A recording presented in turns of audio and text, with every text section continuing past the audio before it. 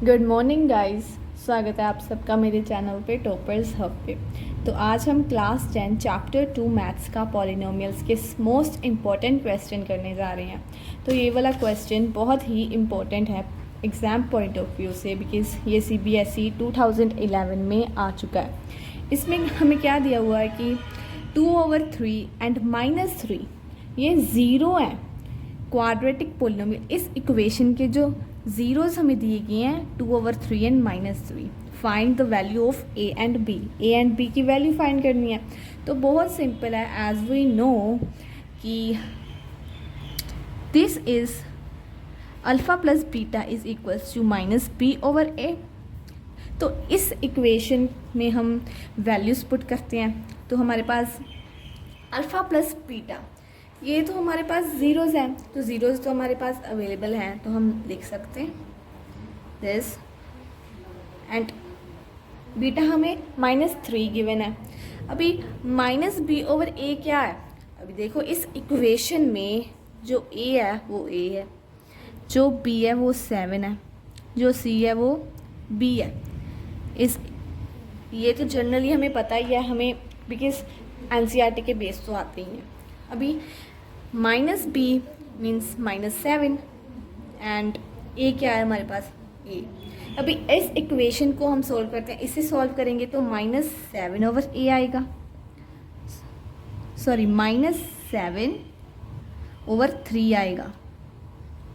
Alright, एक side पर हमारे पास ये आ गया। तो अब हमें इसको क्रॉस मल्टीप्लाई कर देते हैं। क्रॉस मल्टीप्लाई करेंगे तो -7a is equal to -7 multiply by 3। Minus से माइनस कट हो गया, 7a is equal to 21। a is equal to 21/7। a की वैल्यू हमारे पास 3 आ गई। ऑलराइट, ऐसे ही हमें दूसरा भी पता है, ये एक इक्वेशन थी। दूसरी इक्वेशन अल्फ़ा जब बीटा के साथ मल्टीप्लाई होता है तो वो c/a होता है। तो इस फॉर्मूला में हम ज़ीरोज़ पुट करते हैं। ठीक है जी, 0 पुट कर देते हैं, मल्टीप्लाई बाई -3। c हमारे पास b है, a हमारे पास a है। अभी इसको सॉल्व करेंगे तो ये कटिंग हो जाएगी, -2b/a आ जाएगा। ऑलराइट, अभी a की वैल्यू तो मेरे पास है ना, a की वैल्यू मेरे पास 3 है। अभी इसको मल्टीप्लाई कर दो तो हमारे पास जो b की वैल्यू है वो -6 आ गई। तो नेक्स्ट सम है हमारे पास जो कि CBSE 2016 में आया हुआ है। इसमें क्या गया कि m and n are zeros of the polynomial this. इस पॉलिनोमियल के ज़ीरो हमारे पास m एंड n है। ठीक है, ये ज़ीरोज़ हैं। Then find the value of a and c।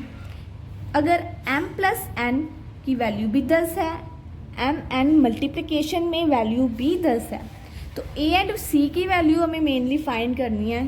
अगर देखो m एंड n ज़ीरोज़ हैं, ज़ीरोज़ को प्लस करोगे तो भी 10 है, ज़ीरोज़ को मल्टीप्लाई करोगे तो भी 10 है। तो सिंपल सा सम है एकदम। देखिए इन्होंने कैसे किया हुआ है, यहाँ पर लिखा है कि m प्लस n 10 के इक्वल है, मतलब अल्फ़ा प्लस बीटा 10 के इक्वल है। अल्फ़ा प्लस बीटा को हम कैसे लिख सकते हैं? -b/a लिख सकते हैं ना। तो m एंड n को -b/a में लिख सकते हैं, इज इक्वल टू 10। -b क्या है इस इक्वेशन में? इस इक्वेशन में हमारे पास a तो a है, ऑलराइट, जो b है वो -5 है, जो c है वो c है। ये ठीक है, समझ लगी इस इक्वेशन के अकॉर्डिंगली। ऑलराइट, अभी -b मतलब -5/a, माइनस से माइनस जो है वो कट हो गया, 10 बचा, 5a इज इक्वल टू 10। जब हम a की वैल्यू निकालते हैं, a को इधर लेकर जाती हूँ 5/10, तो जो a की वैल्यू आएगी वो 1/2 आएगी सोल्यूशन करके। ठीक है, a की वैल्यू पता लग गई। अब हम करते हैं c की वैल्यू फाइंड। नेक्स्ट हम c की वैल्यू फाइंड करते हैं। इन्होंने कैसे किया है देखो, इन्होंने इधर किया है कि m n 10, ये तो गिवन है ना, ये भी गिवन है। ठीक है, जब m n मतलब अल्फ़ा बीटा मल्टीप्लिकेशन में होंगे, उसे हम c/a लिख सकते हैं, g लिख सकते हैं इसको, c/a is equal to 10। c c over a कितना है, c मेरे पास c है, a मेरे पास a है, वो 10 के इक्वल है। अभी a की वैल्यू तो मेरे पास है 1/2, इसको 10 के इक्वल। अभी जब इसे सॉल्व करूँगी वो मेरे पास ये डिवाइड में है, ये डिवाइड में है, इसके साथ ही अगर मैं इसके साथ ही मल्टीप्लाई करूँगी तो वो ऐसा हो जाएगा, बिकॉज ये तो एक रूल है कि वो ऊपर चला जाएगा और 1 नीचे आ जाएगा, ठीक है। अगर मैं इसके साथ मल्टीप्लाई हो रहा था ना पहले, अगर मैंने डिवाइड करना है तो वो पोजीशन बदल जाएगी। तो अभी ये 10 आ गया, 2c इज इक्वल टू 10। अभी जब ऐसी वैल्यू होती है तो c की वैल्यू हमारे पास 5 आ गई। तो नेक्स्ट इम्पोर्टेंट क्वेश्चन हमारा ये रहा, जो भी मैंने बॉक्स में अंडरलाइन बॉक्स में दिया हुआ है ये सारे फॉर्मूलेज हैं और ये सारे आपको लर्न करने होंगे। इसी अकॉर्डिंग क्वेश्चंस 101% एग्ज़ाम में आता ही आता है। तो मैं एक क्वेश्चन आपको कर बताती हूँ। मान लीजिए ये क्वेश्चन है, a and b are the zeros of this polynomial. ये पॉलिनोमियल की जीरो हम दिए हुए हैं, a एंड b जीरो हैं इस पॉलिनोमियल के जीरोस। अभी ये फाइंड कर बताओ, a जो ज़ीरो है, a ज़ीरो का स्क्वायर प्लस b ज़ीरो का स्क्वायर, ये हमें फाइंड कर बताओ। ठीक है जी, a का स्क्वायर प्लस b का, ये हमारे ज़ीरोज़ हैं, ऑलराइट, इनका स्क्वायर। अभी ये इक्वेशन में हमें जो a है वो क्या दिया गया है 1, b हमारे पास -4 है एंड c जो है हमारे पास वो है 2। ठीक है, अगर a प्लस b कर दूँ तो मेरे पास जो आंसर आएगा वो 4 आएगा। उसके बाद a मल्टीप्लाई b कर दूँ तो जो आंसर आएगा वो 2 आएगा। ठीक है ना, सिंपल है। इसके बाद ये हमारा जो क्वेश्चन है इसे सॉल्व कर बताती हूँ। मैंने आपको बताया कि ये फॉर्मूला है। इसका जो फॉर्मूला होता है वो फॉर्मूला है a प्लस बी का स्क्वायर माइनस 2 अल्फ़ा और बीटा। ठीक है, ये फॉर्मूला यूज़ कर हमें पता लग गया है, ये फॉर्मूला यूज़ करेंगे और वैल्यूज़ फिल कर लेते हैं बस। a प्लस बी क्या है, ये देखो 4, उसका स्क्वायर माइनस 2, a और b की मल्टीप्लिकेशन में हमारे पास आंसर क्या है 2, तो 16 माइनस 4 हमारे पास आंसर आ गया 12। बहुत इजी सम है, बस आपको इनके फॉर्मूलेस जो हैं वो ही बस याद करने हैं। तो नेक्स्ट इम्पोर्टेंट सम है ये वाला, find the zeros of quadratic polynomial, जो कि इस टाइप का सम आ जाता होता है जो कि स्क्वायर रूट के अंदर होता है। ये 2013 में आया हुआ है, CBSE 2013। तो 3x स्क्वायर माइनस 8x, तो ऐसे सम हम कैसे सॉल्व करते हैं। देखिए फॉर्मूला हमने वही यूज़ करना है कि इन दोनों की मल्टीप्लिकेशन से, ये दोनों की मल्टीप्लिकेशन से, और अगर √3 एंड 4√3 इसको मल्टीप्लाई करते हैं तो √3 का एक 3 आ जाएगा एंड 4 क्या आएगा आंसर आएगा 12। तो मल्टीप्लाई कर इसके बीच ऐसा नंबर हो, मल्टीप्लाई कर 12 आए, प्लस माइनस कर 8 आए, ये हमारा क्वेश्चन है। इन दोनों की मल्टीप्लाई, जब मैंने मल्टीप्लाई किया तो मेरे पास 12 आंसर आ गया। मल्टीप्लाई कर 12 आए और प्लस माइनस कर 8 आए, ऐसे दो नंबर्स हमको पता होने चाहिए।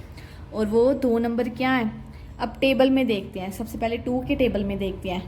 2 6 12 आता है, मल्टीप्लाई कर 12 आ रहा है, 2 6 को प्लस करेंगे तो 8 आ रहा है। तो मतलब ये दोनों नंबर होंगे जो हम 8x की जगह रखेंगे, -6x -2x, x रखेंगे दोनों में। ठीक है, अभी हम इन दोनों को पार्ट्स में सॉल्व करते हैं।